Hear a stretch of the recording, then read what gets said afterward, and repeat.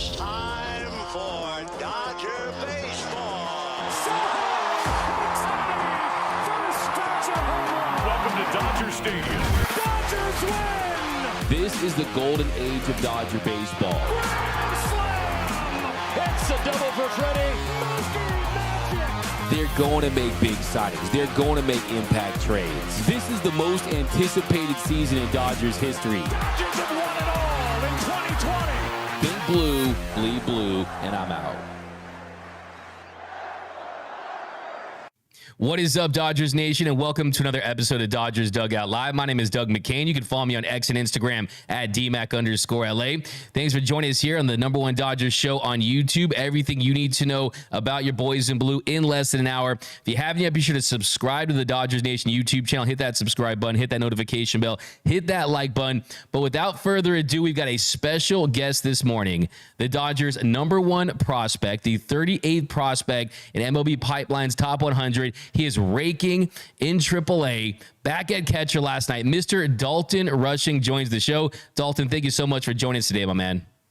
Thank you, guys. I'm excited. Let's cover some Dodger baseball. That is what I'm talking about. And the first thing I have to ask you is last night, back behind the dish, playing catcher. How you feeling this morning? How did that go to be back playing catcher yesterday, Dalton? Good. Like I said earlier, it's versatility.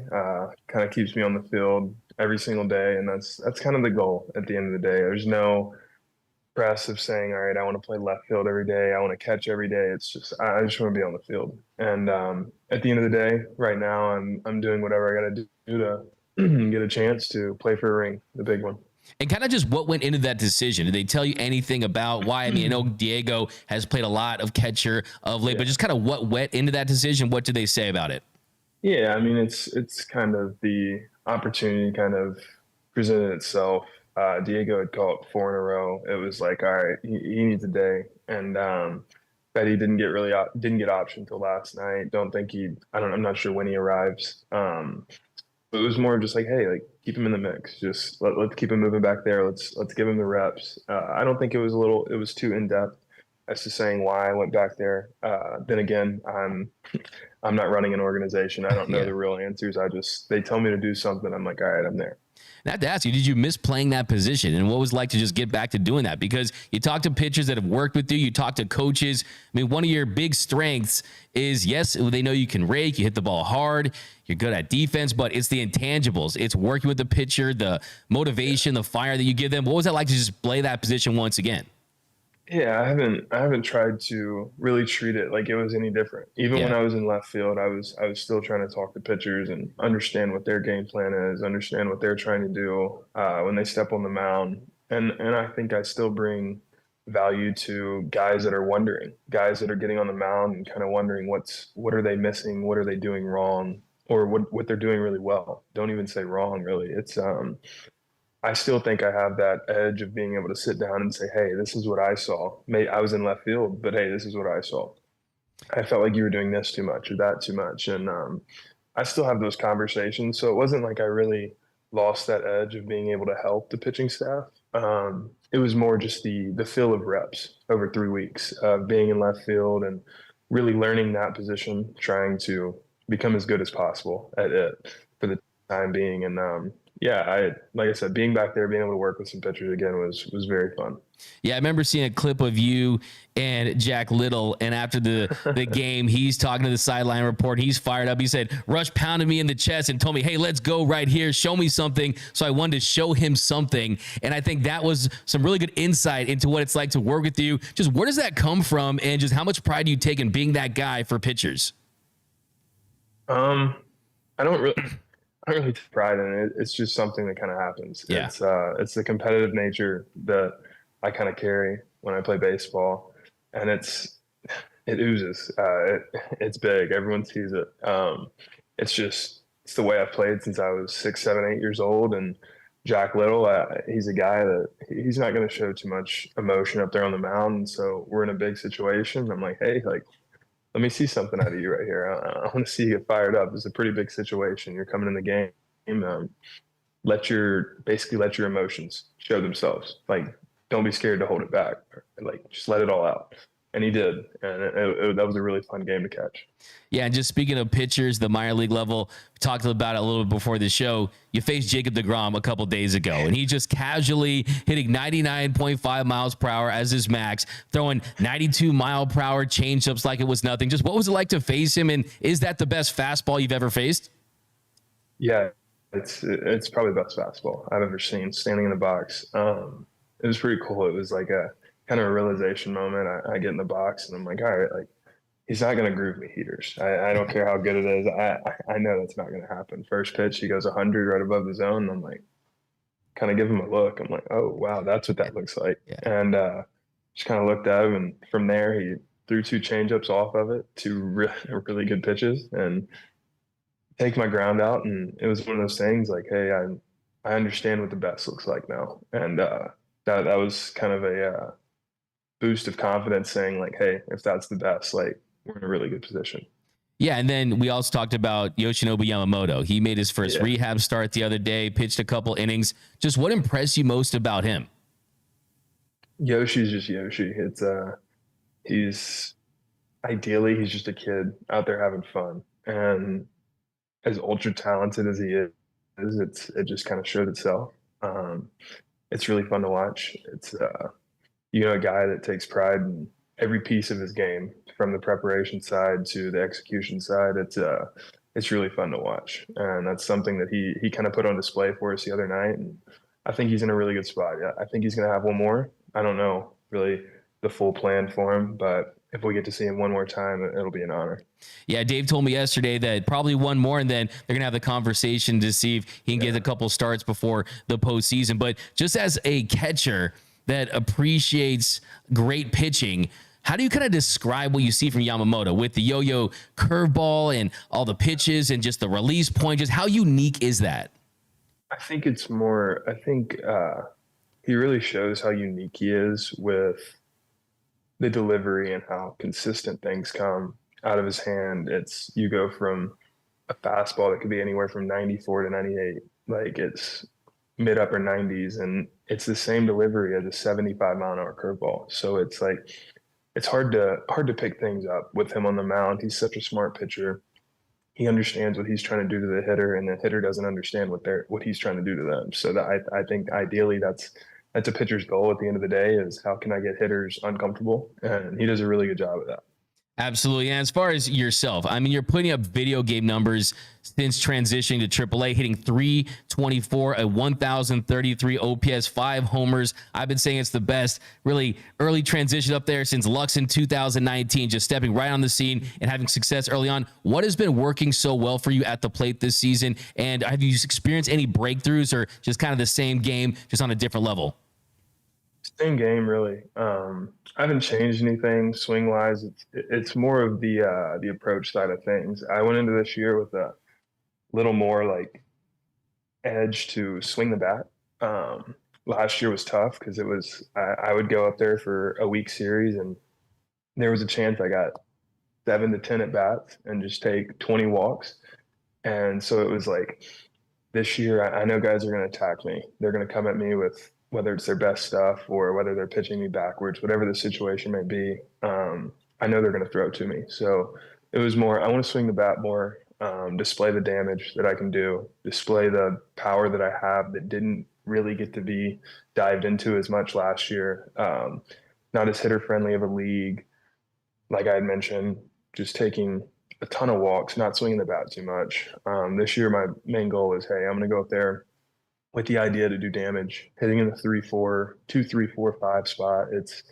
Ideally that's my job. And so like that was my main goal getting in, and so far it's worked out pretty well.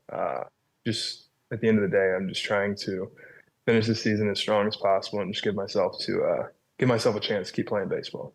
Yeah, absolutely. When you talk about taking that chance, I mean, I think one of the big eye-opening developments is you moving to the corner outfield spot and playing left field. What has been the biggest challenge to playing left field this season? Yeah, it's tough. It's way different than being behind the plate. You have to really understand that you're only controlling the things that are, one, obviously the baseballs that are hit to you, baseballs that are hit to the outfield general. As to when I'm catching, it's every single pitch. It's the engagement. It's really taught me to understand the game and how tough it can be to be engaged from left field rather than catching. And I think that's the biggest transition. It's not really, I think catching before has helped me really because it helps me stay locked in, understand what our pitcher's doing on the mound still, even when I'm in left field, understand what our catcher's calling in what situations, how does this guy pitch out of this situation, how does that guy pitch out of this situation, things like that. It's the engagement's been really well from left field. The development side of things, I'm feeling comfortable out there. I told myself at first, it's like, hey, just make all the routine plays and the harder plays, tougher plays and the gaps and stuff. Those things will come. And that's something that's really like eased me at mind a little bit. And I'm starting to feel really comfortable out there. So is it just about getting reps on reps on reps, or is there certain things you're kind of singling out or emphasizing that are key to really you just getting fully comfortable at that position? Yeah, it's my goal is I want to play that position to the best of my ability. And right now, if that means worrying about the routine plays and understanding how to take care of the little things, the big things are going to happen. It's someone's going to hit a ball off the wall and you're going to put a throw right on the money and you're going to look like the superhero that day. But the idea of it is, hey, understand the basic rules of playing the outfield. What do you do out there and how do you keep the team in the best position to win a baseball game? And that's, at the end of the day, that's all I'm really worried about. Yeah, and I know you probably studied a lot of catchers being behind the dish. Now that you've been playing the outfield, do you have a deeper appreciation for outfielders? I mean, I've been saying like Kevin Kiermaier might be one of the best defenders I've ever seen put on a Dodgers uniform. Is there any guys that really stand out, whether it's around the league or in this organization? Man, I watch everyone. I watch opposing teams when we're playing them. I watch our own guys, Andy Paez, James Outman, Drew Avens. These guys, they've been in the outfield for years and years and years, and they're some of the best outfielders this organization's got. So it's been easy to kind of like watch those guys understand and take in the things that they do out there really well. And just it's all about just being prepared for something that's coming your way. And if you're prepared for everything coming your way, it's hard to be caught off guard. Yeah, and that's what I really take away from watching you guys play, especially you and Outman and Pajes. I mean, just Avens too. I mean, just athletes that they can make plays. I mean, you and Outman, I mean, you guys could be like Bo Jackson, Dion played two sports. You guys be middle linebackers at a fall camp somewhere, the way you guys look in the box and in the outfield. So I think it's taking advantage of that. But as far as first base, third base, I mean, is it just about just give me a glove, I can play anywhere, I just want to help this team any way I can? Is that kind of the mindset, Dalton? Yeah, that's kind of what I've carried, especially towards the second half of the season. I've seen how things have panned out. I know what I bring to the table, and it was more like, all right, like I know I can help this team win in a lot of ways. Whether that opportunity is put in front of me, I can't say. No one really knows. But I just know I want to do whatever I can to give myself the best opportunity for me to fill that role. Yeah, just kind of going back to you in the box. Just kind of take me inside the box with Dalton Rushing, because it's so fun to watch your at-bats because you do damage, you hit the ball extremely hard, but you also see pitches.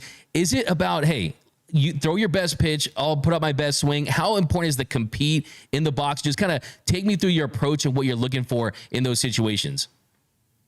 Yeah, it's pretty basic, man. I tell people my approach, and they're just like, it's pretty simple, pretty basic. And I'm like, yeah, that's one thing I try to do is just keep it as simple as possible. When I step in a box, I'm on go for any hard pitch, any heater, whether it's sinker, four seam, cutter. I'm on go for it. I'm ready to be on time for it. That's the pitch I'm looking to do damage early and account for. And from there, it's like it's really just pitch recognition. It's understanding, seeing the ball out of the hand. Is that going to be a pitch that matches me well, or is that going to be a pitch that I can really handle? And so if, for instance, we have a guy that's going cutter changeup and he's trying to go in to go out, I'm going to let you come in, but I'm not going to let you get away with the pitch when you try and go out. So like I'm sacrificing something to really master the other, I guess you could say, in a way. But there's no crazy in-depth plan when I like get in the box. I keep it pretty simple. I have a little bit of Freddie Freeman-esque when it comes to trying to keep the same swing. He hits the line drives over shortstop and BP. Everyone knows his BP swing. And I'm kind of similar. I'll let it fly a little more than Freddie will, but in the same world, like that's ideally what I want to do, is just let the ball travel, be able to be on everything at the end of the day. If I'm on time for everything and nothing can get by me as far as like from a velocity standpoint, then I feel golden in the box. Yeah, it's incredible to watch Freddie Freeman work. The consistency every Yeah. single at bat, every single day. He's wearing the same thing. The swing looks the same. It's like Groundhog's Day with Freddie Freeman. So if there's a guy in this organization, there's a lot of guys to be honest, but Freddie Freeman is certainly one to model your approach after. And you hear a lot of guys talk about kind of swing mechanics and when their swing mechanics get out of whack. I mean, how much of a process is that for you to just continue to polish that up and make sure that everything's in sync? And who notices it? Do you notice it? And feels like everything's been working for you, but how much of a daily process is that to make sure you're keeping things in sync? Yeah, I wouldn't say that I have anyone in particular in the organization that really like pays attention to my everyday swings. I will say that there's obviously a lot of eyes on every swing that I take, every at bat that I take. There's 3 or 4 guys in the organization that one have either coached me throughout this path, or they see every single at bat that I take, and so that they kind of have an understanding of what works for me. And it's pretty simple with my body. I don't try to, when I talk about swing mechanics, I don't bring my hands into it. I don't bring my feet into it. I really basically just think about one thing, and if I'm working downhill towards the pitcher, I'm usually feeling pretty good. So that's really my whole basis. I don't I don't put too much thought into where my hands start, where my hands finish, where I'm landing. I just know if I'm in a good position to hit, I'm going to react to whatever's thrown over the plate. Well, whatever you're doing, it's working and you're having a lot of success down there. So keep doing that. Now, one thing I really wanted to ask you is a couple weeks ago, it was reported that the Dodgers were reluctant to include you in a deal for Garrett Crochet. Garrett Crochet, of course, was the big ticket item. Lots of rumors, a lot of speculation about him. But by all accounts, the Dodgers were saying, you know what? We're not giving up Dalton Rushing. He means too much to this organization. We think too highly of him. What does that mean to you to hear stories like that, whether it's speculation, rumors, but how this organization feels about you, that they weren't willing to deal you? Yeah, it's a boost of confidence for sure. Helps, excuse me, helps me feel a little more like set in stone. Allows me to just play my game at the end of the day, and I don't have to think too much about those types of things. Because I mean, that time of the year comes around, and everyone's scuffling, everyone's thinking, "Oh, am I going to end up here, there, whatever?" And at the end of the day, it was when that time rolled around, I was like, "All right, I'm here. Like, I'm doing whatever I got to do to show them that they want to keep me for X amount of years. And whatever that is, I'm going to make sure that I do it." And everyone sees those things come out, and it's like, all right, that's great. But at the end of the day, like I still have to get there and help that team win in whatever way that is. Yeah. And I'd imagine that you are in this organization, you know how high profile they are, you know that they get clicks. If I always say, you know, it's the Dodgers clickbait, right? I mean, if you attach the Dodgers to any player, people will click, right? And when you look at this organization, how aggressive they've been at the deadline, the players that they're attached to, how do you deal with that mentally? Because you're one of the top prospects. If they're going to go after a big star, your name is going to be involved. And just how do you kind of compartmentalize that during the season? Yeah, it's you kind of push it aside, and the easiest thing to tell yourself is whatever happens, it is for the better. It's if this team holds on to me, that means they value me in a high way.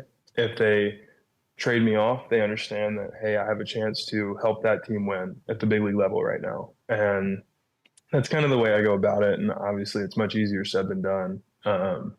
But when all that, like I mentioned, when all those things are going on, I'm telling myself like, hey, I'm safe. I'm here. Show them whatever you have to show them to make sure that they want to keep you for the next 5-10 years, whatever it is.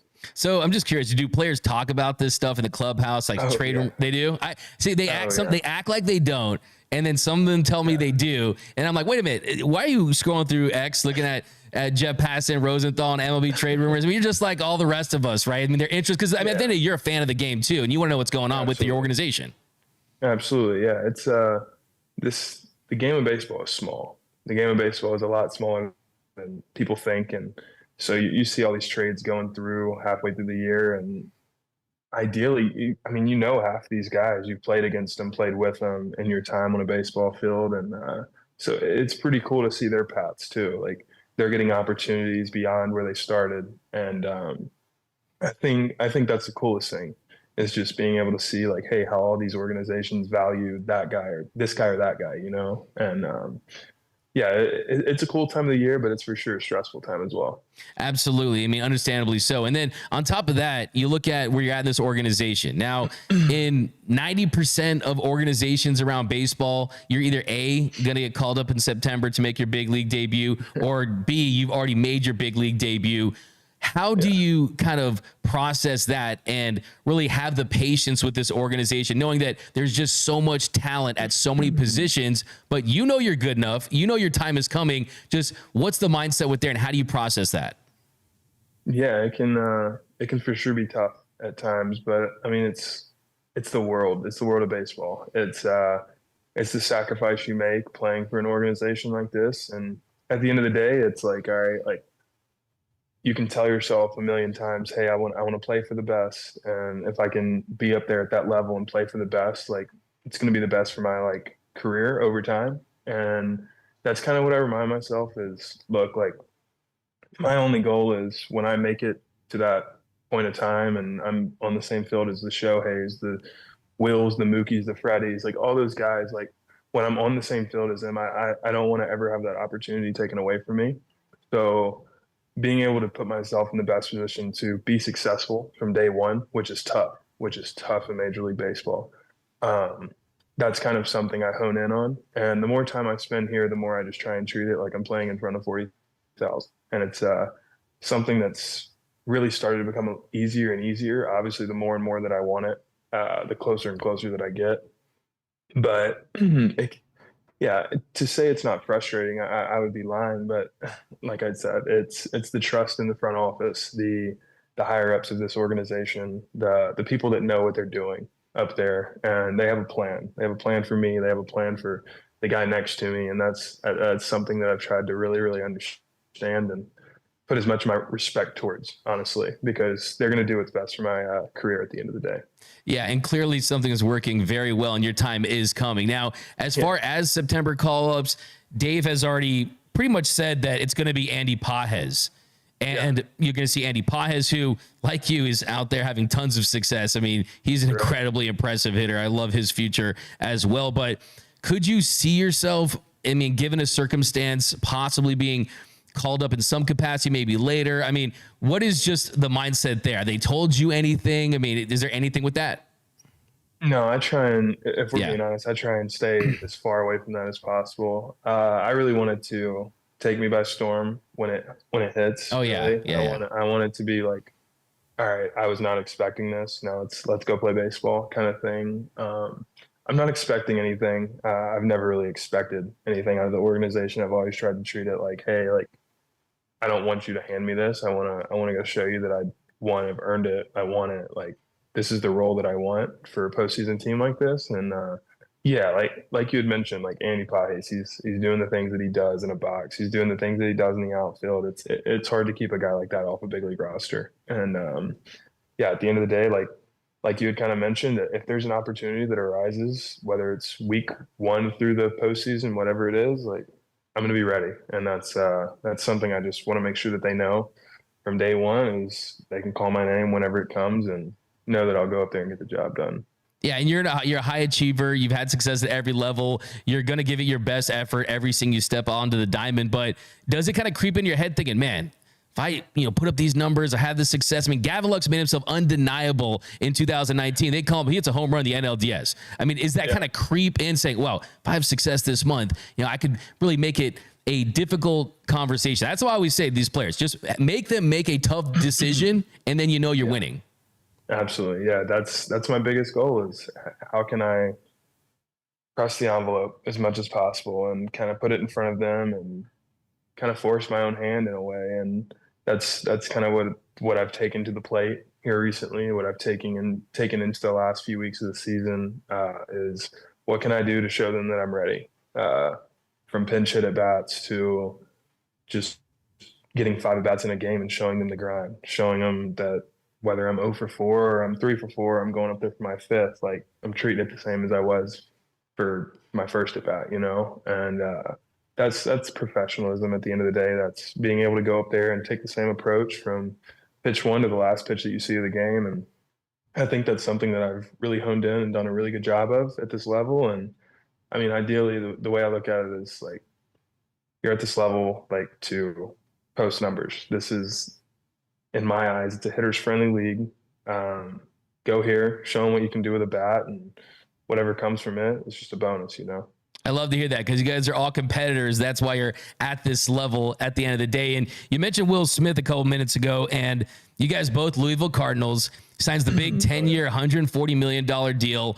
I dubbed him the Clutch Prince. He's a clutch hitter. He's great for the organization. He's one of the best hitters in baseball. But one thing I want to ask you is, during the course of a season, when you're behind the dish and you're catching every single day, at what point do the rigors of that position kind of bleed into what you're doing at the plate? Because he's had a couple of down months, and I have no doubt in the world that he's going to pick it back up and he's going to be huge in the postseason. But just the physicality and the demands of that catcher position, just at what point does it impact you in the box? Yeah, it's massive. It's a grind, man. It really is. For 162, taking the main role of catching majority of the games, that's not easy. People kind of overlook that a little bit, but at the end of the day, like, when I look at things like this, it's like, Will Smith is Will Smith. He's done what he does with the bat in the postseason, especially over the last 5 years. And so it's easy for all these fans to think, oh, he's in a really bad position. But a player like that, knowing the university that he went to, understanding the importance that the University of Louisville, not only them, but the Dodgers as well, the importance that they put on winning, the importance that they put on winning in the postseason. I have no doubt in my mind that things are going to turn around. He's going to be the Will Smith that everyone's prayed for. Oh, 100%. By the way, tomorrow, Louisville Cardinals, Austin Peay Governors, 9 a.m. I know you'll be tuning in. College football season is back. So last question before I got some quick ones for you. What is the number one thing that you've learned about yourself this season? A good one. I'd probably say that understanding that when I take my at-bats all from a situational standpoint, it allows me to play a little more freely and understand what job needs to be done in what moment. I've always said that situational hitting is a big part of my game. Understanding that there's a runner on third, less than 2 outs, you're going to see me either flick a ball into the outfield for a sac fly or just try and hit a ground ball to second base. And that's something, like I had mentioned, I take a lot of pride in it. And it's, at the end of the day, RBIs help your team win. RBIs help you personally. And so it's why not take advantage of those opportunities when they're put in front of you. But I wouldn't say that I haven't learned too much. I mean, this, like you mentioned, it's been a good year. It's been easy to just kind of ride the wave throughout the whole year. I've had my ups, I've had my downs, just as if any other baseball player in the baseball world will tell you, you're going to have plenty of both. And I think really of just taking advantage of every opportunity when I step in the box that's put right in front of me, I guess. Really, it's situational hitting, and then the times where you have to do your damage. There's times where you have to step up, and there's going to need a big swing in the eighth. We're tied up, nobody on. Like, that's when you take your chances a little bit. And I think the more and more that I've understood those types of things and when I should and when I shouldn't take my chances, it's allowed me to become a better hitter. Just kind of wiring yourself to be ready for those moments, anything that presents itself, Absolutely. Going out there and be able to execute. Dodgers top prospect Dalton Rushing joining us here on Dodgers Dugout Live. OKC Dodgers taking on the Round Rock Express tonight, 7:15 Central. So a couple quick ones. We'll get you out of here. And first question I want to ask you, little quick questions here. You're playing 3-on-3 basketball tournament. 3-on-3 basketball tournament. You can pick you and 2 of your OKC teammates to win a 3-on-3 tournament. Who are you rolling with? 2 OKC teammates? Wow. Or you know what? How about this? How about pick Dodgers in the show? Let's do Dodgers in the show. You and Dodgers in the show? Yeah. Okay. I haven't seen too many of them play that. I mean, Mookie's got to run point. Can dunk. Yeah, he's the most athletic human on earth. I think Mookie's got to run point. If it's 3v3, I'm the fourth man off the bench because I'm not that good at basketball. So I'm gonna sit that one out. But I think I would have to go, if I'm taking myself and two others, I'm gonna need Mookie, and I need a big man. That's the tough one there. I think Gratterall could get the job done. Gratterall's a big boy. When you ask any player about any other sport and who they would pick, 90% of the time the answer is Bruce Dark Gratterall, because people tell me he's a physical freak. Soccer, He's a physical freak. Yeah, I mean, I love that answer. Okay, next one. Favorite football team? You got the NFL. Are you a big NFL guy? Do you have a favorite football team? I don't really have a favorite NFL team. I really just cover my fantasy team. That's where I'm at. I mean, we've had this discussion. I don't know how you could have your fantasy team and I'm going against players that are my team. I'm going to be rooting for my fantasy team all day, every day. I'm 100% with you. I've been saying I grew up in LA, so I didn't really have a team here. So my fantasy team is number one. So I totally love that one. Okay, next one. What was your very first car? Very first car. Ooh. It was a Chevy Silverado pickup truck. That's fire. You love the Chevy Silverado. Okay, just a pickup truck. Yeah. So we got a fan. So favorite cereal. Favorite cereal. Fruity Pebbles by far. And if they have marshmallows in them, it's just a plus. Those are unbelievable. Okay, last question here. Mount Rushmore of baseball players. I can't ask you catchers anymore because you're so versatile. You play a lot of different positions. So just give me your Mount Rushmore of baseball players. Mount Rushmore of baseball players. Wow. Wow. Let's see here. Got to go Barry Bonds. Barry Bonds is up there. I know there's a lot of talk. Barry Bonds is up there. Did you see that wild stat where it was Shohei's season is like Barry Bonds' 11th best season, something ridiculous like that? I mean, you can talk about what he did, but I mean, that's kind of insane when you think about it that way. Crazy, man. Barry Bonds is up there. Wow. This is tough. I never break it down to poor guy. Oh, let's see here. Barry Bonds, Shohei's up there. Shohei's not. He can't be taken off that list. You have Barry Bonds, Shohei. From a pitcher's perspective, I think you have to go like a Randy Johnson. Yeah, the big unit. Up there. Yeah, the big unit. I don't think you can take him off that list. And then I think I have to go catcher. I have to put a catcher up there. Got to show some love to the catchers. It's hard to get away from Mike Piazza, but like I just loved the way he played. Hey, best offensive year in Dodgers history, 97 Mike Piazza. Those 40 home runs. I mean, unbelievable year. But that's an incredible list. Mr. Dalton Rushing, Dodgers top prospect. We can't thank you enough for joining us here early on the West Coast. But thank you so much, man. Have a great game tonight. And we look forward, as soon as you make it to the show, we are so thrilled, so excited. We cannot wait for that day. Could be this year. We know it'll for sure be next year. But thank you so much, and have a great rest of your season, my man. Absolutely. I appreciate you, Doug, and appreciate Dodger Nation.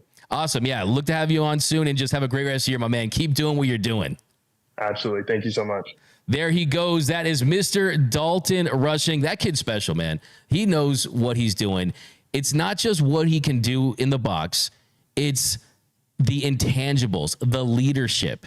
And yeah, they're going to find a way to get him on this roster. I don't know if it's this year. I mean, for me, it's very, very tantalizing because of how talented he is. And he has had success at every level. And he's someone that could certainly be a wild card for opposing pitchers, right? Never faced him. He comes off the bench. Could see him having a big moment. Next season, we'll see if Teoscar Hernandez is back. If they re-sign Teo, all the super chat money's going to Teo. But if it doesn't, I could easily see a platoon situation with Andy Pages and Dalton Rushing in left, or just finding ways to get them on the field in any way they can. Because the thing about the Dodgers is this. Yes, they're going to make trades. Yes, they're going to be opportunistic when they have to address certain needs or guys become available and make a splash move. But I can tell you that the Dodgers want nothing more than for these farmhands, these internal developmental guys to come up and have success. Why is that? Because you take advantage of the team control. relative to Mookie and Shohei and Freddie and guys like that, they're under team-friendly contracts where you're not paying him $700 million. And then also you have the familiarity. You have ingratiated them into the culture of the Dodgers. And Dalton Rushing's a winner, man. It's tough to hear any interview with him and not hear him say the word win like 50 times. Because yes, his individual statistics contribute to that. But at the end of the day, when you have a guy like that that just wants to win by any means necessary, that rubs off on guys. And pitchers will tell you that it's not just Dalton Rushing on the field during games in a visit to the pitcher, talking him up and motivating him like he did to Jack Little, but it's the meetings beforehand. It's the interactions with coaches. It's just leadership by example and his presence there. So this is a very big Dalton Rushing household, right? This is a very big Dalton Rushing show just because of the potential I think he has. He's a special hitter, hits the ball hard, and you add the fact that he has the willingness to say, let's go to left. Let's embrace this challenge. Let's have a growth mindset, get better every single day. Let's be process oriented, and you see the results. And I think that one thing we know about this Dodgers team is if you prove to them that you're undeniable, they're going to give you an opportunity. They're going to give you a chance. We saw that with Gavin Lux in 2019. We've seen Will Smith come up in this organization and sign a 10-year, $140 million deal. The idea that this team is bought and not built is for the casuals that don't know anything about this organization. It's for the haters that are jealous, let's be honest, let's be frank, about the Dodgers and their financial resources. But it's not even just that. It's scouting. It's developing. I remember Andrew Friedman telling me that the system is designed for them not to have long-term success because of where you're drafting and international bonus pool money. I mean, you look at Dalton Rushing, he was the 40th pick in the 2022 draft. He's certainly had a better career than a lot of the players that were picked ahead of him because the Dodgers had that eye for talent. You combine that with the great coaches you have down at the minor league level, and it's no surprise. You match that character with the work ethic, with the coaching, you get a Dalton Rushing, a number one prospect, 38th in baseball. But let's read some more comments here, guys. Welcome to an early breakfast at Dodgers Dugout Live. We got Matt Leiter. I can't wait to see him play. He's a total gamer. Can we get a jersey giveaway at some point? Obviously, when available, Rookie of the Year next year in the making. Okay, I don't even need to seek approval. If Dalton Rushing gets called up, we'll give away a Dalton Rushing jersey. What do you think about that idea, Noel? Yeah, let's do it. Like you said, he said that he tries to stay away from it and just play his game. I really like that answer from him. I like him a lot. I think he's going to do great whether he's called up this year or next, but whenever he does, we'll have a jersey ready. And when he does come up, I mean, one thing I'll DM him or get him on the show is have him reveal his number. Definitely. Because it's too late to, I mean, Pajes, he got the 44 later, right? I mean, he looks to me like a 30s guy. Yeah, I can see the 30s. Right? For sure. I mean, just kind of off the top of the dome. What do you think, Tony Taters? So smooth. Give some love to Tony Taters out there. Oh, what's up? You know, by the way things might go, he might be wearing 37 next year. Oh, you know what I'm saying? Wow. But you never We're on our test number with the Lakers? I don't know. Maybe we'll see. Teoscar. I do agree. He looks like a 30s guy. I like the way that Noel says Teoscar. Give him a Teoscar. Teoscar. That's the official way. Teoscar. Yep. Teoscar. He taught me himself. He taught you. I mean, that's the official way to say it. A lot of love there. But we got the Elishiva Jones. Folks are forgetting one needs to see the performance is the MLB level example. Vargas was great at AAA, not so much at MLB. Look, that's a fair take. Is the PCL the type of pitching, the way the ball plays? Sure, you're going to see inflated statistics, but I think you can also see that hit tool translates and work ethic translates. So, I mean, at the end of the day, he said it in this interview. You have to prove it. And that's the beauty of baseball is, yes, it's a team sport, but you're an individual when you're in the box. You're an individual when you're towing the slab on the mound. You have to make it happen, and these players realize that. These players know that. Now, do I think that Dalton Rushing should get an opportunity this season? Well, first and foremost, Pajes has continued to rake down in AAA, Andy Pages, he had absolutely a absolute fire start. I mean, he was off to a tremendous start in his Dodgers career. People forget that because he had some lean months in the middle of his season. But Andy Pages is a guy that can certainly help this team in October. There's no doubt about that. Andy Pages, in the start of his big league career, I mean, he was on fire. I mean, in April, Pages, 50 at-bats, hit 300, 847 OPS. Came down to earth in May, hit 214. Went back up in June, an 814 OPS. Was 26 for 95, an 814 OPS with 6 doubles and 3 home runs in June. Then in July, went back down, hit 202, 511 OPS. Then picked things way back up in August. In August, was 9 for 31, hitting 290 with a 937 OPS, hit 1 home run and 5 doubles. So what I like about Andy Pages is the bat speed. It's the fact he can do damage. And it's also the fact that he can give you extra base hits. He can hit doubles. He can leave the yard. He's not afraid to swing at a pitch that might be a little off the plate, to take a risk here and there.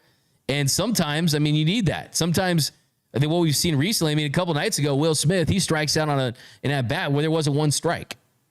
Sometimes you have to adjust to the umpire, right? So Andy Pages is the guy that's not afraid to do that. And it certainly makes sense for him to get an opportunity. It really, really does. I mean, I think when you look at the season he's had and the fact that he still has raked against left-handed pitching all season long.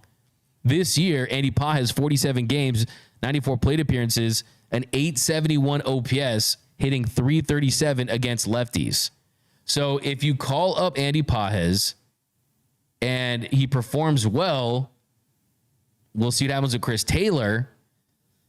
It's going to be the big question because Chris Taylor had a good night last night, had a pair of hits. His at-bat quality has been a lot better, can also play in the infield, which makes him more versatile. But Andy Pages could be a valuable bat off the bench. And if you did want to experience with playing Mookie on the dirt against a left-handed pitcher in the postseason, you could have Mookie at second, and you could have Andy Pages in right if you want to mix things up with Gavin Lux versus a lefty. So, having said though, Gavin Lux, a double against a lefty yesterday. So, love me some Lux. We'll say that. So, I think that's kind of the beautiful thing. Now, we'll see what happens with Chris Taylor. And now, as far as Dalton Rushing, yes, you need to have him on that roster. You need to get him on that roster for his postseason eligibility. And there's an easy way to get him on the 40-man. There's DFAs you could have. I mean, there's definitely a lot of opportunities if you wanted to go that route, if they wanted to make that happen. It's certainly within the realm of possibility. You could certainly do that. And with Will Smith performing the way he's performing, you give him a little respite.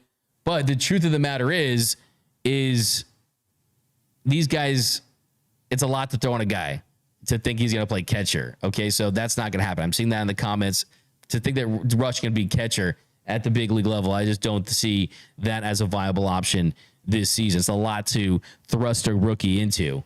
But if something happens, a circumstance, I guarantee he's one of those first guys up. And if he performs this way for the entire month of September, like he just told me, it's about making these guys have difficult decisions to make. And I certainly believe that Rushing is someone who can help this team, and he 100% will next season. So a couple more comments, guys. Welcome to an early morning edition of Dodgers Dugout Live. Special thanks to Dodgers top prospect, Mr. Dalton Rushing, for rocking with us this morning. Great guy, honestly. So excited about his future. Dodgers Showtime fans, just bring Dalton Rushing. Just build him up for next season. Getting these guys, that's why you almost kind of wish you could expand the rosters to 40 like it was in the past and get these guys more opportunities to develop them, like you said. I mean, he told us that Jacob deGrom was the best pitcher he had ever faced. It's the best fastball he ever faced. You know how you get to hit guys like deGrom and you have experience against guys like deGrom? You face them regularly. And that's what you get to do when you're in the show. And I've had a lot of minor league players tell me that when you're specifically with the Dodgers is, yeah, you're having success at AAA, but in the back of your mind, you wonder what it would be like to face Corbin Burns, what it would be like to face a Max Fried, what it would be like to face some of the better pitchers in baseball. They want to go against Paul Skeens as much as anyone does because these guys are competitors and they know for themselves to get to the next level, they have to have success against big league pitching. So absolutely totally agree with that take. BC says, hopefully this guy plays this year. So let's go Dodgers. Clayton Lockhart. What up, D-Mac? I just smashed that like button.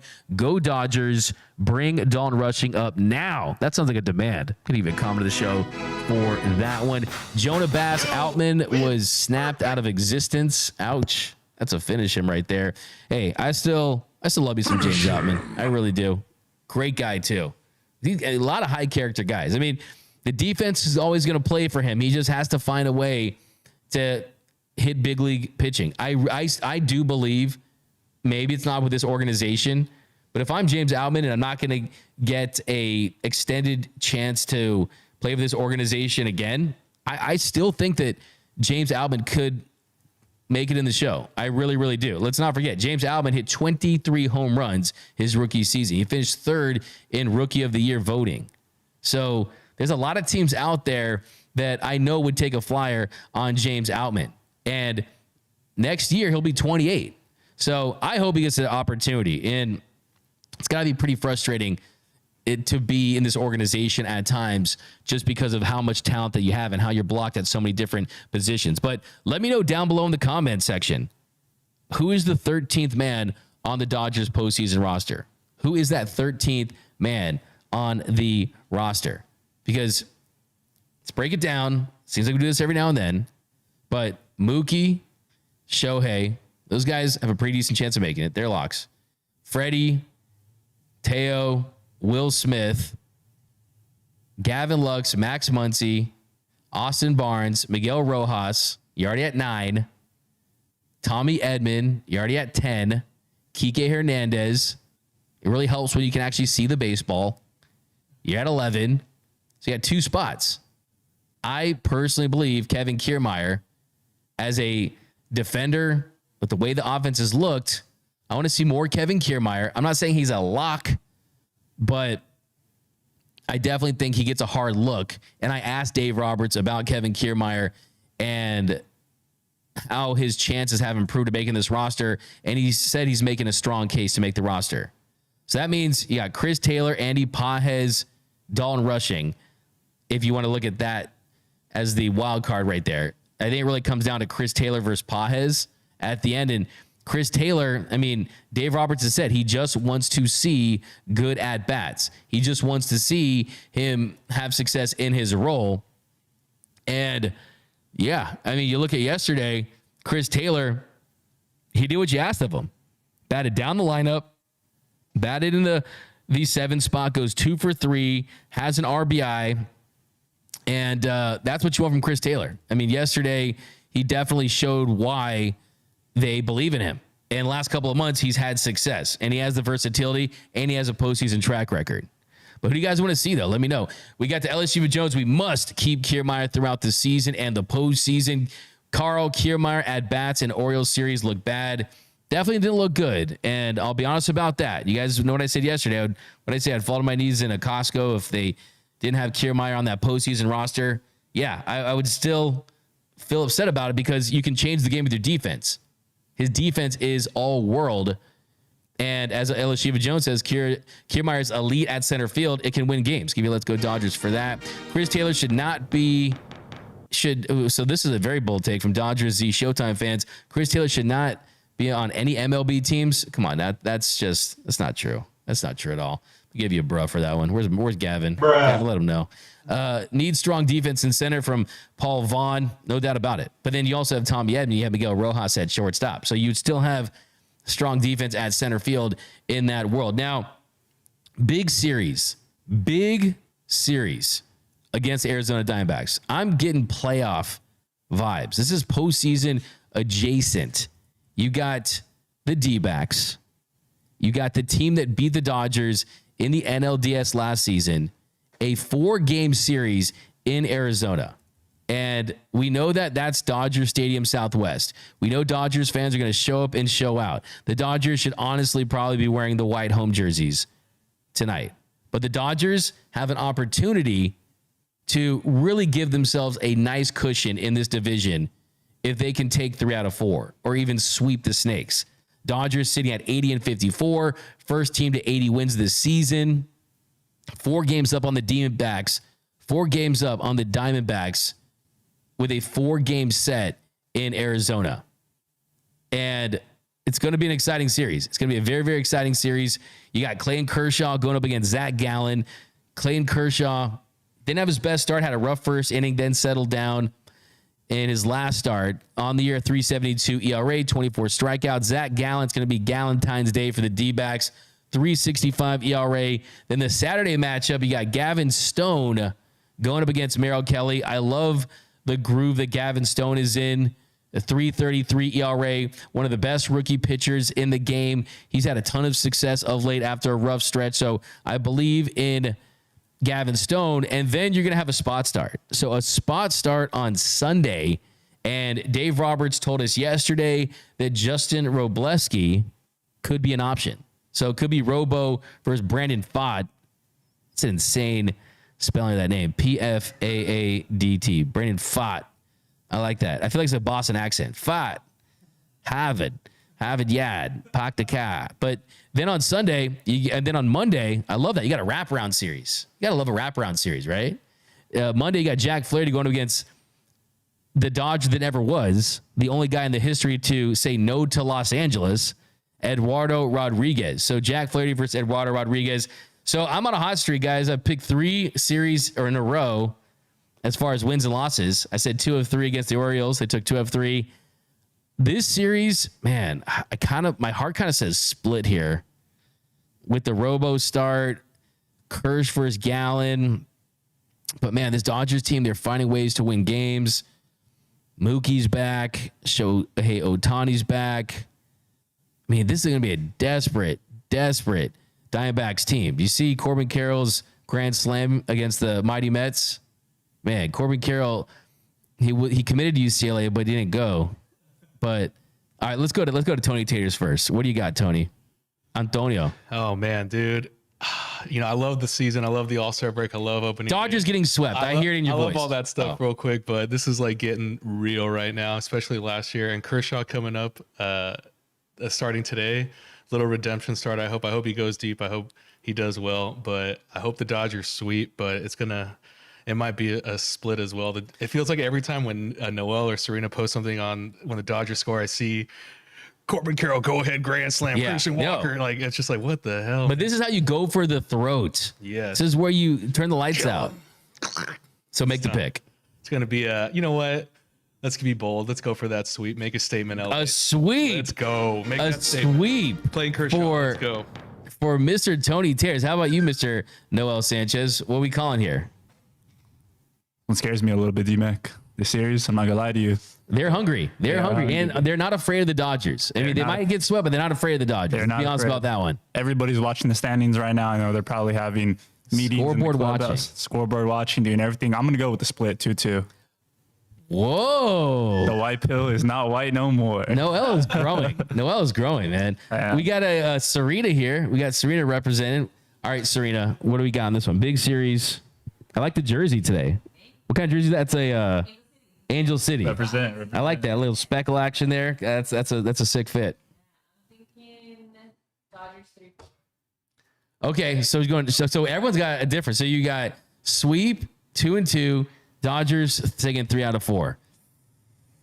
I'm gonna go Dodgers 3 out of 4 too. I think Dodgers 3 out of 4 too. I think the D-backs take one of those games, but it's gonna be exciting. It's gonna be loud. It's gonna be raucous for sure. And Brandon said split seems more realistic. LOL. Christian Walker with the bases loaded from Lou. We got not hating, just stating the facts. Okay, everyone call their shots tonight. I'm going to call mine first. And I am going to go to Arizona, and I'm going to hit a home run. Will Smith. Will Smith is my called shot. How about you, Tony Taters? If he's in the lineup, which hopefully he will. Is Freddie back? He's going to be back for the series. Let's go with Freddie Freeman. Freddie Freeman, that's yours. Okay, Noel. too. I think he's going to be good. Come back with his fingers going to be all healed up. He took another break last night, so I think he'll be good. I like it. I like that one. How about Serena called shot? You going Mookie? I like it. You know, I'm going to add Shohei bomb too. I'm going to add Show bomb too. 2 bombs tonight for your Los Angeles Dodgers. We got a $5 super chat. Let's get those super chats up there before we head out. Victor Banos, appreciate you, my man. $20. Thank you so much. Bring Dalton. He has popped from the left side. Paul Vaughn, what's your series prediction? Just drop that. Keith Potter says, when the Dodgers DFA'd Hayward, we don't have any power left-handed bats off the bench. For sure, Rushing would be on the postseason roster. Yeah, we'll talk more about that tomorrow. We got a $5 super chat. D-Mac, if the Dodgers win the series against the D-backs, instead of a shoey, can you eat a torta live? All torta lives matter. Tortas assemble. Hey, if they do, I will eat the biggest, most delicious, juiciest torta in LA. And I know some good spots. What's our spot in Whittier called, Noel? Man, I got to gatekeep that one, but I'll tell you about it later, Doug. Gate? I got to gatekeep it. That one's a special one. Really? That one's a special one. What's it called? Torta King or? No. There's not Torta King. But I'll just Dunkin' Tortas? If you know, you know. It's in Whittier Boulevard. Torta Donald's? Whittier Boulevard. They got the wet tortas. Oh, the wet one. I know where that's at. Okay. Thanks again, guys. Join us here at Dodgers Dugout Live. Special thanks to Mr. Dalton Rushing, as always, guys. My name is Doug McKain. You can follow me on X and Instagram at DMac_LA. If you haven't yet, be sure to subscribe to the Dodgers Nation YouTube channel. Hit that subscribe button, hit that notification bell, hit that like button. And remember, nothing brings us together quite like Dodger baseball. And until next time, think blue, bleed blue,